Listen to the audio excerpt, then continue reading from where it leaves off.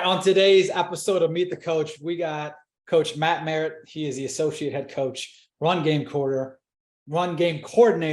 running backs coach at USF. And we are both in, even though neither of us live here in the beautiful state, some call the best state in the land, Ohio. I'm here on my mom's back porch visiting. You're visiting. You just said you were at your mom's doing a little golf, but we're sitting down to talk a little bit about you. So I appreciate you jumping on with me. Absolutely, man. Thanks for having me again. It's good to be back on. Of course. And for those of you who've not watched this clinic from 3 weeks ago at this point, phenomenal clinic. Go back and watch that for sure. On RB play in general, culture, all that stuff was awesome. So talk to us, and you've got a unique standpoint. There's not a lot of guys who've coached at all levels, right? You've been at it from a D3 to a D2 to an FCS, G5, P5 now. P5 as of, it's 5 days ago officially, right? You guys are, although you knew taking the job, your transition, but talk to us about how you got to this point today at USF. Oh man. It's been a ride. This is year 2010 was my first year coaching. Started at my, so I played at Capital University D3 school up in Columbus, Ohio. And this had an extra semester of school left. Obviously my eligibility was up, played running back there. So I guess the normal thing to do is I wanted to coach. I just went to my head coach and said, hey, can I help in the spring? And then I still had that fall left over. So they let me essentially GA, even though I was finishing my undergrad, work with the wideouts, which was kind of unique because you're really coaching all your buddies, literally. And then from there, wasn't really sure what the direction was. No one wanted to coach college ball, but I figured let me just go get a job that pays.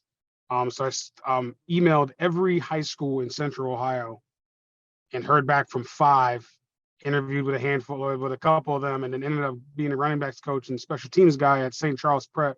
Worked there for 2 years. During that time, this was back in 2011, 2012, that was when high school coaches could still work summer camps at all the big schools. And Ohio State was doing mega camps way before mega camps became a thing because their one-day camps always drew like 700 kids. So I always worked those camps, and I always worked with the running backs, and the running back coach at the time was Stan Drayton. So every time we'd work these camps, I mean, they'd have a 2-day camp, a 3-day camp, a couple of 1-day camps. You'd probably work with those coaches for 6 days in the summer. So I did that for 2 summers, and every time I literally used it as a job interview, just coaching my tail off. And in 2013, which would have been going to my 3rd year at St. Charles, to my 3rd season there, I was working one of the camps. We're getting ready for Coach Drayton was talking about the drills we're going to be doing that day. And then he pulled me aside afterwards and was like, hey, my GA just left, wanted to know if you'd be interested in taking it. It's more of a GA. It's a GA spot, yes, but it's more intern, like it's unpaid, but at least gets you in. Without even any other thought, I just said yes.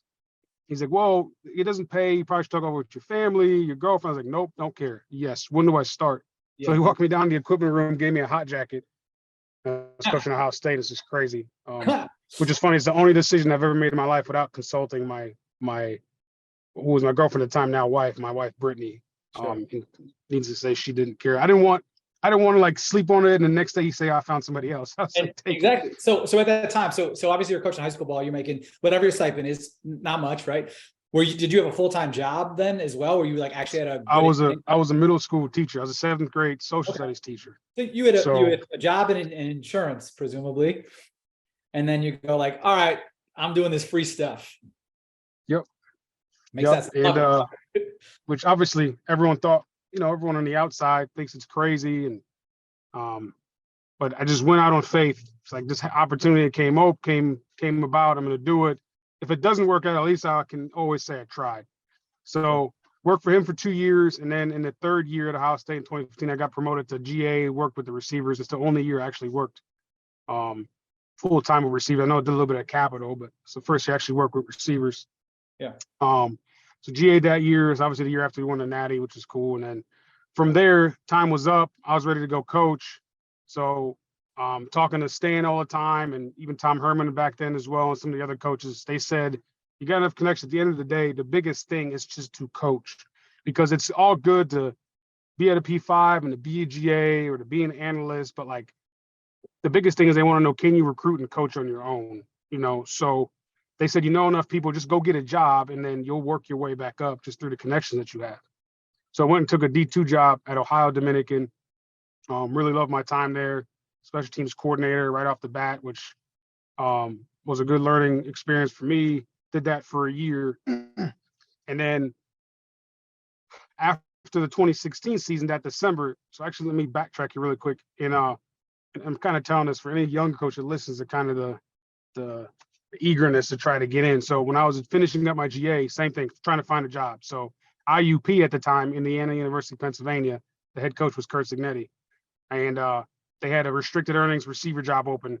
And I didn't have his contact. I didn't know anybody that knew him. So I found his email and I think I sent like 40 or 50 emails a day, knowing that if he does, because my point is like these coaches aren't looking at their emails. Right. So if he does open this thing up, he'll at least see Matt Merritt a bunch in a row, and maybe he'll click it open. Anyways, he did it, called me, interviewed me, was potentially going to go down the route of hiring me, but then the Ohio Dominican deal thing came up. So I stayed in touch with him, turned his job down, but stayed in touch with him. Fast forward 12 months, he gets the Elon job. I just send him a text, say congrats. He says thanks. 2 weeks later, he calls me and asked me if I want to come down and coach running back, special teams, and that's how I ended up at Elon. Did that for 2 years. Had a good run there, turned that program around. We beat JMU in 2018. JMU hadn't lost I think it was 22. They hadn't lost. This is in 2018. They hadn't lost at home since 2016. So we beat them at home, which was a huge upset. We were like 39 point something underdogs. Beat them, and then it was cool. Won in 2-minute drills, pretty cool. So that was whatever, week 7, 8. End of that year, Mike Houston takes the ECU job, and then JMU calls us and brings us up. So then we ended up at JMU for 2 years, coached there, just the running backs. I didn't want to do special teams anymore. Just wanted to focus on backs. Okay. Did that for 2 years. We played for a natty, came short. And then the COVID year happened. We didn't actually play in the COVID year. We just did spring ball in the fall. And then like everybody during COVID, Zooms and whatnot, you met a bunch of other people, stayed in touch.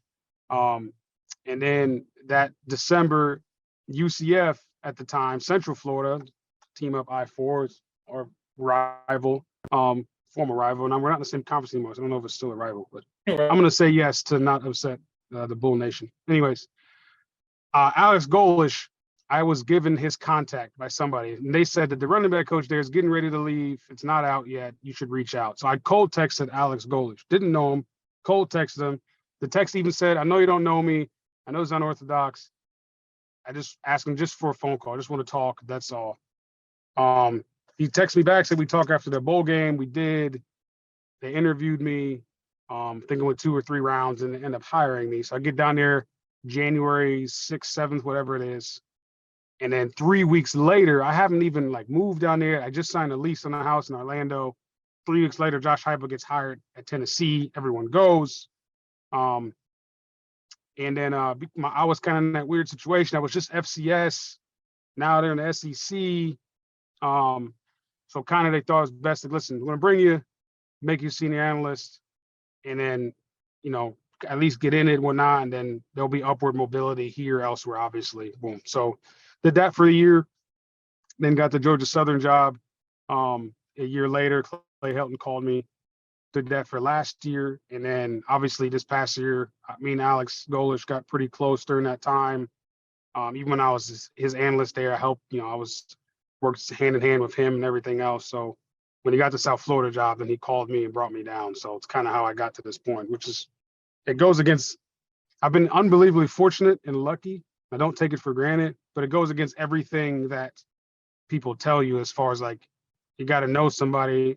Somebody's job, I didn't know anybody. I just shot my shot and just it's gonna happen. Uncommon, and I was, as you were saying earlier, because a couple of those were ties with you knowing people, right? I almost every episode they talk about their journey and they knew this guy, and I'm always like, yeah, it's a relationship business, right? And it is. And I thought, I met Alex when I was a G. He's my age. I think we're the same age-ish. I'm 39. You're right around there, right? Yep. I met Alex when he was a GA at Ohio State. I was a GA at a D2 at Ashland. And I figured there was the Columbus tie there with you at Capital, you and him, and I thought maybe some crossover. And then I assumed it was at Tennessee. I didn't realize that from there kind of thing. Interesting, but that's how it goes, right? Not most people are not in that route that you are, right? It is most people, you know, somebody, right? And that's how you get it. Interesting. No, it wasn't. I did. My head coach at Ohio Dominican, Kelly Cummings, and Golish, they were together, I think, for like 3 months at Toledo. But I didn't know that until probably like 2 weeks into the interview process. I kind of put 2 and 2 together. Okay.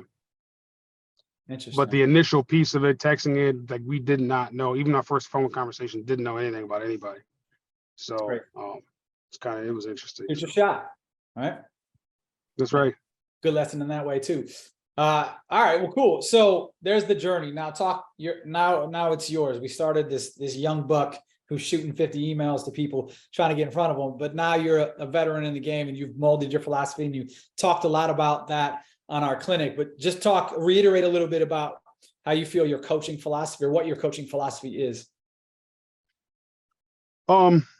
Yeah, it's really, in simplest term, I want to be different. And I talked about this in the other clinic too, right? The whole culture on being uncommon. But in that philosophy it's really simple, is love them like they're your own, push them to their limit, and then push them a little bit further. Never let anything slide, but try to find a way where you're not a dictator, but also not where it's so loose where they just get, they get to run the prison essentially. You want to meet them somewhere in the middle.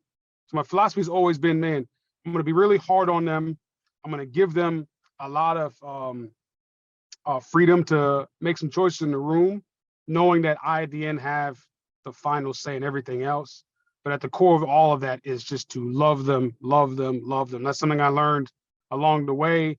Obviously, your coach Urban Meyer learned a lot of those things. If they know that you care about them inside and out, not just on the field, not just when they can do something for you. I'm even talking about the walk-on that you know will never play.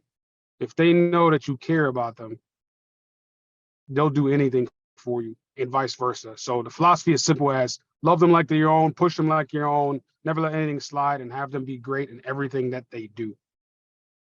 It's funny you say it like that. I was a preferred walk-on at Bowling Green State University, young Urban Meyer's second year as a head coach. And, I don't know what he thought about me. I think I talked to him 4 times, maybe 5. And we had a big time recruit who was a year older than me who was there. He was trying to keep me in line. And then my brother, who was a year younger, he was recruiting. It was about those guys 4 other times. One time I remember he giving me some shit about getting in the hot tub or the cold tub before a senior. And he was kind of just messing with me, right? But so many lessons were taught, and he made you feel important in a way too, right? Everybody on down. That's right. How in the running backs position is a different one. Most of the time, generally speaking, most places in the country are going to have one guy in the backfield, and all 80 of your guys or whoever want the rock. How do you, and I guess obviously it's a year-to-year thing, but like, how do you, keep your guys engaged? I'm sure how many are you typically rotating? 3, 4-ish kind of guys? You got your 1-2 punch. But how do you usually about a pair in the spare? Yeah. Yeah. It's a great question. I get that one asked a lot because it is unique. Yeah. One guy in the field, like quarterback, difference is you can play more than one. It's really, it goes back to, you got to make sure that they all understand that they have a role. The role might not be what they wanted to be, but everyone has a role on the team. Again, whether you're the starting guy, whether you're the 8th guy, like your role is just as important. So you keep them engaged and understanding that it requires all of us in this room. I know everybody wants to play. Everybody wants to be the guy. Yeah. Everybody wants to eat, but there's only going to be one of us in the field at a time. But the only way that we're going to succeed is to be able to push each other like a true brotherhood would. And what I always tell them is that they're nothing without me, just like I'm nothing without them, and they're nothing without each other. They all need each other to truly be at their best. That means holding each other accountable from player to player, them holding me accountable, me holding them accountable. And when you start to form that bond in the room where they all know, listen, we are all equally important. We all have a role. You're going to then get them to buy into preparing the same as the starter does. And the starter knows he has to prepare just as well because this guy's coming for his job, but we're all in the way doing it in a positive way. It's not trying to undercut anybody. It's simply knowing that I'm going to be better because you're pushing me, and you're going to be better because I'm pushing you. And in the end of it, if you're truly better than me, but I've gotten equal opportunity as well to show it, there's usually not going to be any fuss. You know what I mean? And as long as that opportunity is there, whether that's in scrimmages and practice, as long as they feel like, man, I've gotten a chance to prove myself, they're going to know if somebody's better than them. And every now and then you have somebody who doesn't, you have to deal with that individually. But it all kind of starts with that, to kind of give them that that feeling that they all have an equal important role. Then you build it into understanding, listen, especially in the season, right? Because in the season, it's when scout team, I never get to do anything, don't get to play. Just keep pushing it. Prepare like you're going to play, because if your opportunity does come, you want to make sure you're ready for it. And I've always preached that.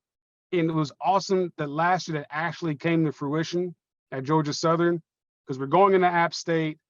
I had just lost my two backs. I lost one 3 weeks before. He had a kind of serious injury that he was out for the rest of the year. I lost my starter the week before to knee injury. I had this young freshman that was playing on the first kickoff return of the game, which is like, we've had 3 offensive plays. He twists his ankle. And the only 3 backs I got left are 3 walk-ons. And they pretty much played all 4 quarters. And it's probably one of my more prouder moments as a coach. For 4 quarters they played, those 3 walk-ons had 0 MAs. And we ended up winning that game in double overtime. And it was like kind of, the testimony of, man, you just never know when your time's going to come. Just prepare. So that has to be an every single day thing in there, to them to really feel that they are all equally have a role, an important role, whether they're the starter or, hey, man, we're playing the number 1 running back in the country. As how good our defense plays this Saturday is going to be up to how well you prepare them. You know what I mean? Or you're the L1 on kickoff giving a look, or you're the L1 on our varsity kickoff, whatever. But you just keep having to define those roles for them and make them feel that equal importance. That keeps them engaged and also keeps them wanting to be around. And when you have that brotherhood in there where all it truly is about us, they're going to want to just stay together no matter what. Sure. I love that. And we had a running back roundtable 5-6 weeks ago.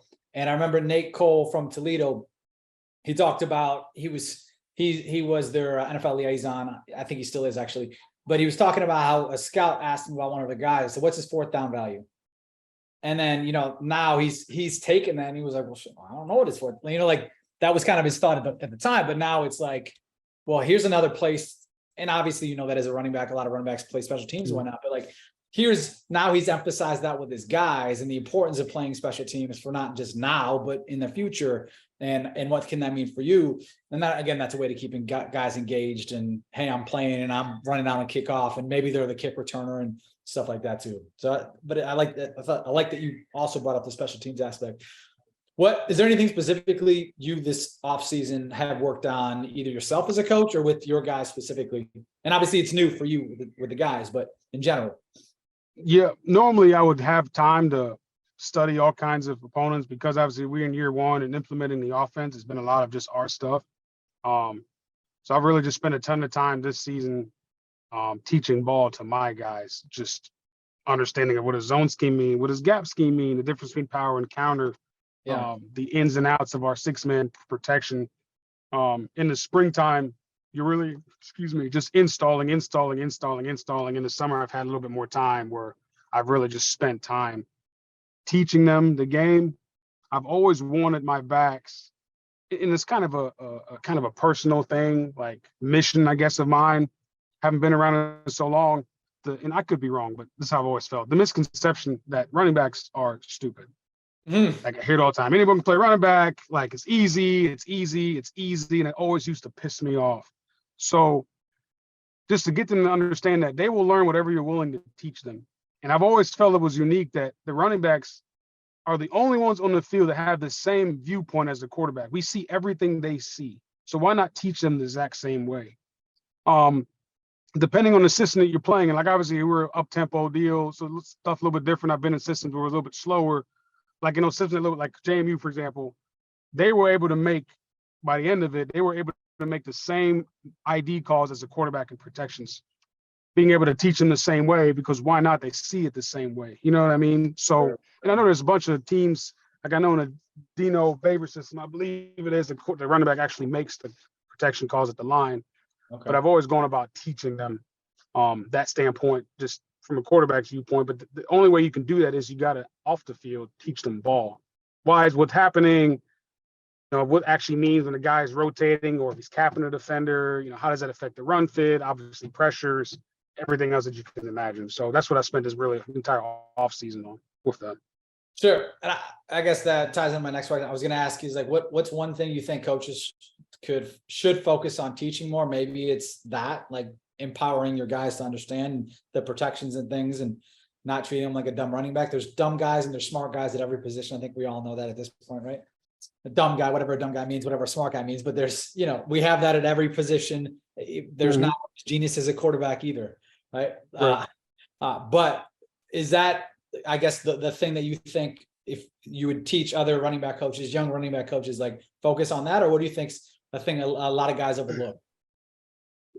From the running back specifically, two things. The system of defense is important. And it's something I learned from Coach Drayton, like spent a ton of time on just understanding like why, like what's happening and why is it happening? Like, yeah, I know you made this backside cut. And in the game, you're not necessarily going to talk about why, but like when you slow down in the meeting room, actually explain them this is why it's happening so they can understand, like outside zone, for example, like, yeah, they brought front side edge pressure to outside zone. It cut up. You actually know why it cut up. Because if they can understand the why of it now, if they see front side pressure coming, I don't even have to react. I just know this thing's going to cut up right now. So I can just be a step faster and help my anticipation skills. Because running, like all positions, obviously, but all about anticipating of what you think is going to happen, which brings me back to the quarterback. The quarterback gets his pre-snap read. Okay, I think ball's probably going to go here. It looks like they're about to rotate, whatever it may be. So for the running backs, why not be able to teach them the same thing? You teach them in pass pro, but in the run game as well, just being able to have a feel for this is what pressure is bringing. What's this play? Like generally speaking, outside zone, front side pressure is going to cut up, right? You get front side pressure to inside zone. So you get front side pressure, the inside zone is going to cut back, right? If you get front side pressure gap scheme, it's going to bounce all the way to the outside, most likely not. Like just getting them to understand those things so they can anticipate it quicker. So as you're teaching, especially from a running back standpoint, teach them system of defense while you're also teaching the blocking schemes up front. So they have just an understanding of what may happen. Some of them can do that on the field. Some of them cannot. But at least if you can get them all to do it in the meeting room, you at least know they're understanding kind of what they're looking at. The really elite ones that can see it on the field as well, they're the ones that are playing now a step ahead. And now instead of it being a 5-yard gain, it's an 8-yard gain. And instead of being a 10-yard gain, it's a 20-yard gain. Those guys are usually playing on Sundays. Sure. Interesting. All right. Last one. I was like the guys out on this one. Best coaching advice that you've gotten. I'll give you two. As far as the kids, I already mentioned it. Like love them, treat them all the same, never give up on them, ever. Like, and understand that they all learn different. Remember that. Put yourself in those shoes when you were in a classroom at some point, whether it's football, math class, and you didn't understand something, and you asked a question that was explained, and you still didn't understand it. Whether or not you asked another question was completely dependent upon the nonverbal response you got from your instructor. And if they looked annoyed, you probably weren't going to ask anymore.